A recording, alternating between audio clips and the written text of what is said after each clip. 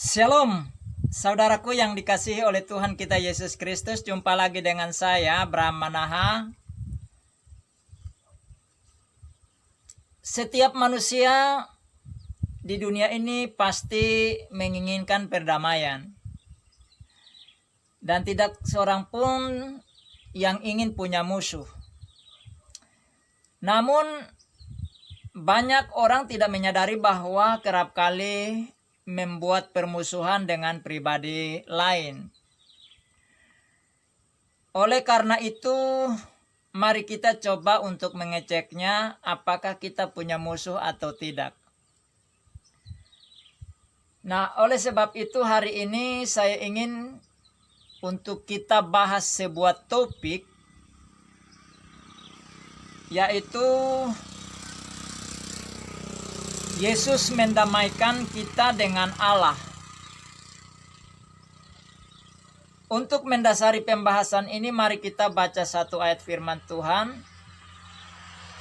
sebagai landasan atau dasar pembahasan ini, yaitu Roma pasal 5 ayat 10 bunyinya, sebab jika kita ketika masih seteru diperdamaikan dengan Allah oleh kematian anaknya, lebih-lebih lagi kita yang sekarang telah diperdamaikan pasti akan diselamatkan oleh hidupnya.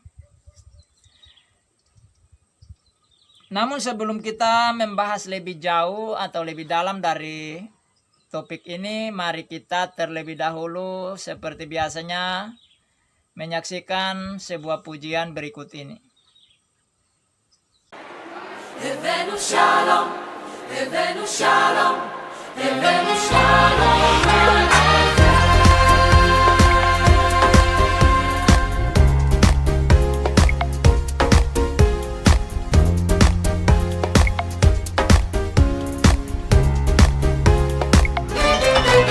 הבאנו שלום עליכם, הבאנו שלום עליכם, הבאנו שלום עליכם, הבאנו שלום, שלום, שלום עליכם, הבאנו שלום עליכם, הבאנו שלום עליכם, הבאנו שלום עליכם, הבאנו שלום, שלום.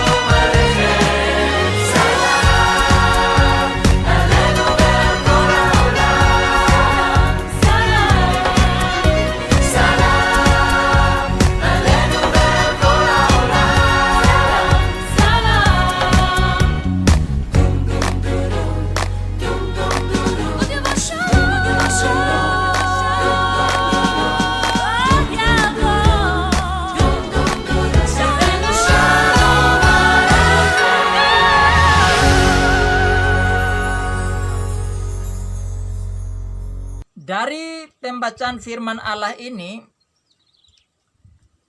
lalu kita sandingkan dengan tema atau topik yang akan kita bahas hari ini, yakni Yesus mendamaikan kita dengan Allah.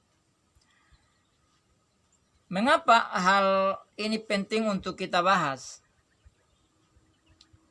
Agar kita sebagai orang Kristen tatkala dihadapkan pada pertanyaan yang meminta pertanggungjawaban kita bisa menjawab. Contoh, ketika orang bertanya, bukankah Yesus adalah Tuhan dan Allah? Lalu bagaimana dia adalah Tuhan dan Allah mendamaikan kita manusia dengan Allah? Dari ayat ini seolah-olah ada dua Tuhan atau dua Allah, yakni Yesus dan Allah yang lain, bukan?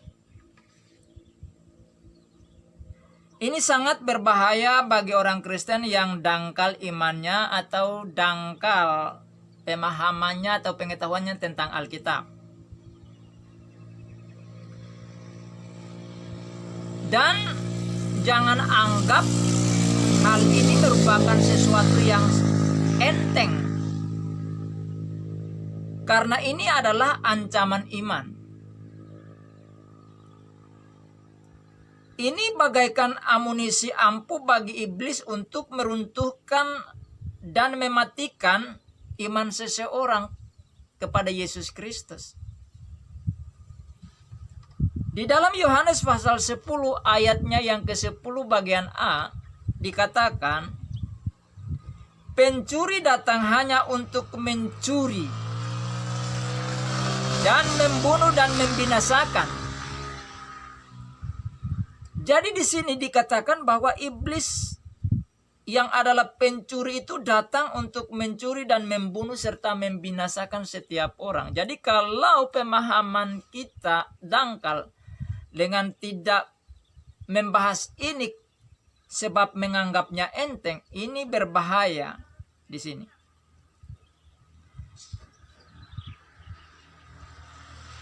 Dan tidak menutup kemungkinan di antara orang-orang Kristen yang mendengarkan pemaparan ini mungkin masih bingung tentang hal ini.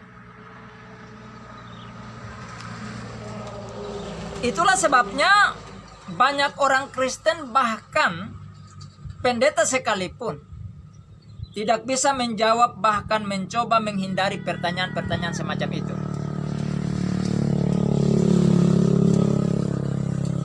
Jadi, bagaimana Yesus mendamaikan kita dengan Allah? Oleh karena itu kita harus menyadari dan mengerti beberapa hal tentang itu.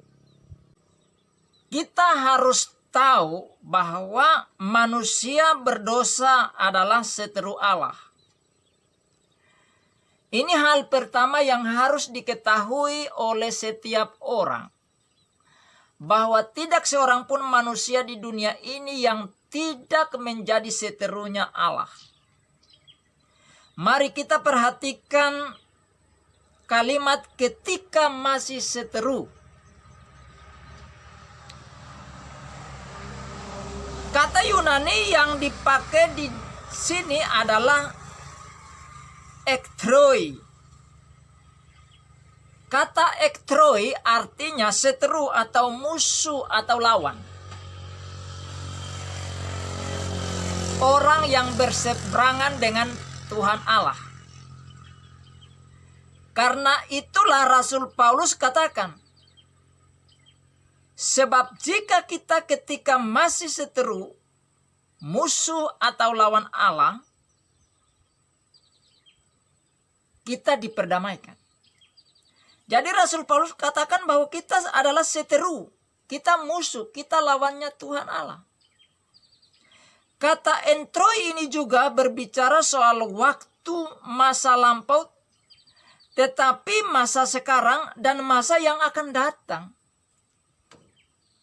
Selain itu, kata ektroi juga berbicara tentang suatu progres perseteruan yang berkepanjangan secara kontinu, terus menerus.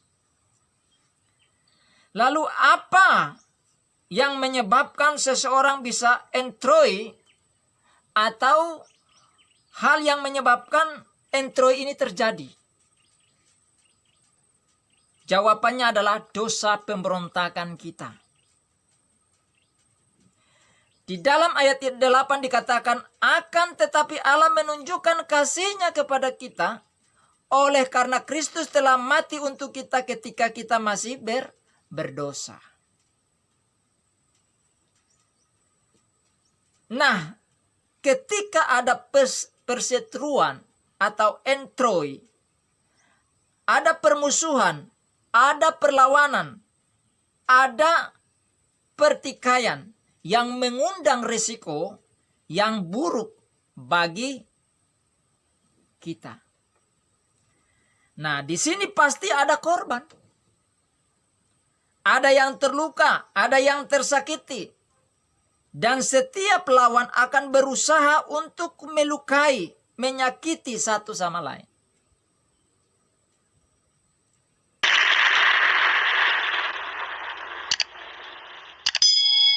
Saya katakan tadi bahwa ketika ada entroi, ada permusuhan, ada pertikaian, maka pasti ada yang terluka. Nah, sekarang dari sisi kita sebagai manusia, saat kita berbuat dosa, baik secara sengaja ataupun tidak sengaja atau tidak sadar, saat itulah kita sedang berjuang untuk menyakiti, melukai hati Tuhan. Jadi ketika saudara dan saya ataupun siapapun kita, ketika kita berbuat dosa, melakukan kejahatan, maka saat itulah kita sedang berupaya menyakiti hati dan perasaan Tuhan sendiri. Jadi kita buat Tuhan terluka hatinya. Itu dari sisi manusia. Lalu bagaimana dari sisi Tuhan atau dari sisi Allah? Mereka yang berbuat dosa dipastikan dihukum oleh Tuhan, dan ini pasti menyakiti hati dan perasaan bahkan fisik daripada manusia. Jadi di sini terdapat saling menyakiti apabila di tengah konflik atau perseteruan itu. Di dalam Ulangan pasal 32 ayat 21 dikatakan, mereka membangkitkan cemburuku dengan yang bukan Allah. Mereka menimbulkan sakit hatiku dengan berhala mereka. Sebab itu aku akan membangkitkan cemburu mereka dengan yang bukan umat, dan akan menyakiti hati mereka dengan bangsa yang bebal. Jadi di sini ada saling menyakiti ya.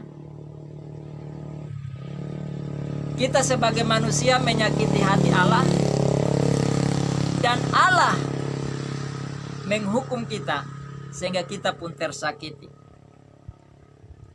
Itu pertama. Yang kedua,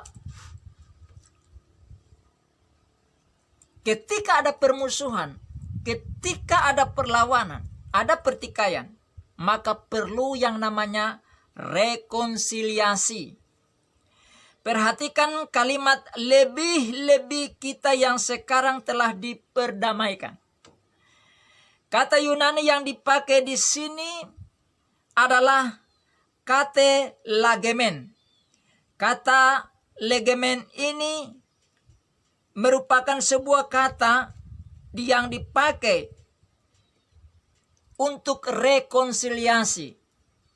Dalam hal ini Allah sendiri yang memiliki inisiatif.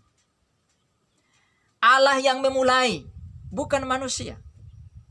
Untuk mendamaikan dirinya dengan manusia.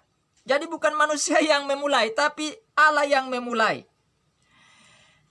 Dimulai melalui anak tunggalnya, yakni Yesus Kristus.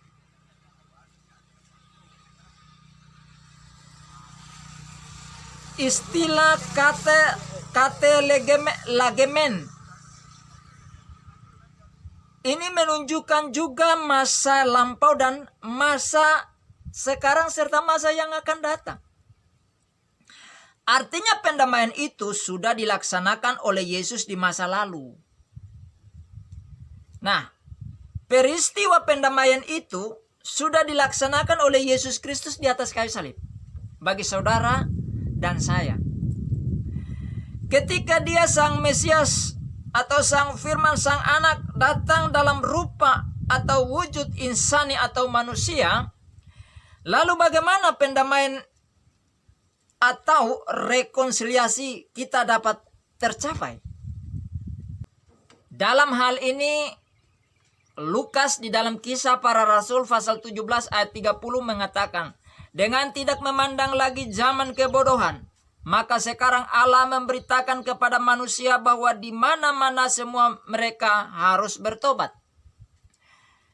Untuk mewujudkan akan hal itu, maka Yesus dengan lemah lembut mengundang setiap orang untuk datang kepadanya di dalam Matius pasal 11 ayatnya yang ke-28. Marilah kepadaku semua yang letih lesu dan berbeban berat, aku akan memberi kelegaan kepadamu. Jadi untuk terjadinya rekonsiliasi, maka Lukas katakan di mana-mana semua mereka harus bertobat. Bagaimana bertobat? Yesus mengundang saudara dan saya untuk datang kepadanya. Karena kita orang yang penuh dengan dosa itu bagaikan beban yang berat bagi kehidupan kita yang membuat kita letih dan lesu. Itulah sebabnya kita harus datang kepadanya agar dia memberikan kelegaan kepada kita. Ia mendamaikan kita dengan Allah. Dengan demikian maka kita akan berdamai. Jikalau kita berdamai, maka tidak lagi ada saling menyakiti satu dengan yang lain. Untuk dapat berdamai dengan Allah, maka perlu seseorang menyadari bahwa dirinya orang berdosa. Dan dia butuh rekonsiliasi atau perdamaian dengan Allah melalui pertobatan. Serta dia harus datang kepada Yesus Kristus yang telah memanggil dia. Karena Yesus sudah mendamaikan kita melalui kematiannya di atas kayu salib. Demikianlah saudara pemaparan kita kali ini. Semoga dapat memberkati saudara, sehingga saudara dan saya bisa berdamai dengan Allah. Bagi saudara yang belum berdamai, silahkan datang kepada Yesus Kristus agar saudara pun didamaikan olehnya.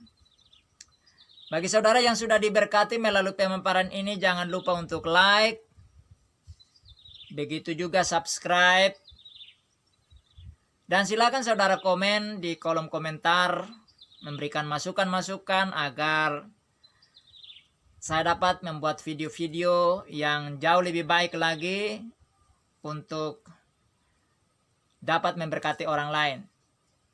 Share kepada siapapun, baik itu keluarga saudara, teman-teman saudara, baik yang saudara kenal ataupun tidak, bahkan kepada orang-orang Kristen maupun non-Kristen, agar mereka juga mendapatkan berkat, agar hidup mereka pun dapat didamaikan dengan Tuhan Allah. Bunyikan lonceng notifikasinya agar saudara tidak ketinggalan dengan video-video saya yang terbaru. Sampai jumpa pada video berikutnya. Tuhan Yesus memberkati dan Shalom Alaikum. Haleluya. Amin.